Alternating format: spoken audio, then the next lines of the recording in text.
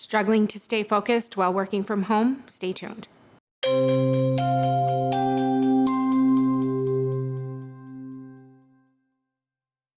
Hey folks, this is Kim. Welcome to livemorenow.net.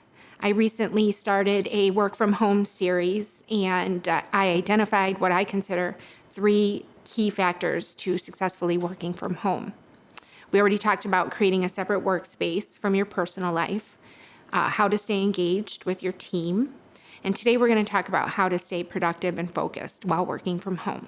Working from home creates a whole new set of challenges when it comes to staying on task with your work duties. So today, like I said, got 5 tips that'll help you get there, hopefully help you stay on track. Starting with number 1, establish a morning and end of day routine. Our brains need cues that, okay, it's time to start work, it's time to stop work. And when we used to drive to an office, it was pretty obvious. I got to the office, time to work. I leave the office, time to stop working. And we don't have that anymore. So what I did when COVID first hit and we first started working from home, I basically kept my morning routine exactly the same as I did when I was driving to the office. So jump in the shower, get ready, get my cup of coffee, whatever else I may need for the day, and then head over to my workstation, open my laptop, it's time to work. At the end of the day, a little bit more obvious, check off my to-do list, maybe create a framework for tomorrow, shut my laptop off, leave my workstation, and I don't go back to that workstation until the next morning.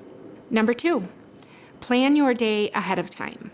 I know this is much easier said than done, especially if you're faced with constant interruptions and shifting priorities, but it's more important than ever that we create a list of all the things that we need and want to accomplish. Some of those things will be higher priority than others, but I recommend you create a list of all of those things, perhaps create the low priority stuff on a separate sheet of paper. And then what I do in the morning is on my list, I identify what is a must and what's a plus.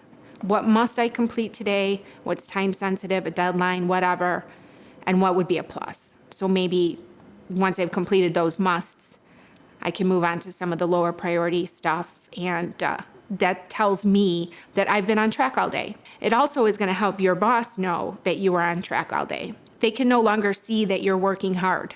The only way they're going to know is if they ask you. And when I was at the office, if you asked me what I accomplished today, a lot of times it would have been, wow, I know I was really busy, but I can't actually name what I did because it was just too crazy busy. But having this list helps everybody. Number 3, maintain regular work hours. This entire series is about building and or maintaining good habits that will help you stay focused, keep your personal life separate, etc.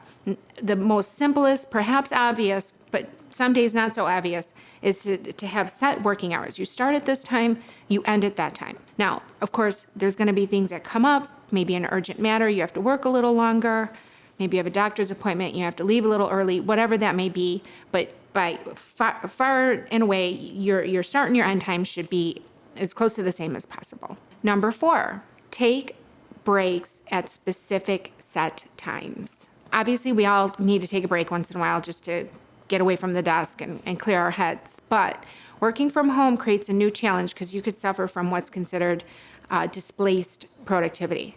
So maybe one morning I feel I'm being very productive because I'm doing the laundry, I'm vacuuming, I'm doing the dishes, but not exactly what my employer would consider productive. So by establishing those set break times, you know, hey, at 10 o'clock, I'm gonna get to that laundry. I'm gonna put a load of laundry in.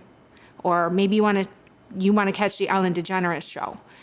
So make that your lunch break. And if you need to, oftentimes 10 o'clock rolls right by me and I'm like, oh my gosh, I never took that break. Put a reminder in your Outlook calendar or on your watch or whatever might help you so that you can hopefully stay as close on track as humanly possible. Finally, number 5, and this is kind of my favorite one, know yourself. I recently read a blog post at salesgravy.com. Recommend you check out that website, lots of juicy tidbits for work life.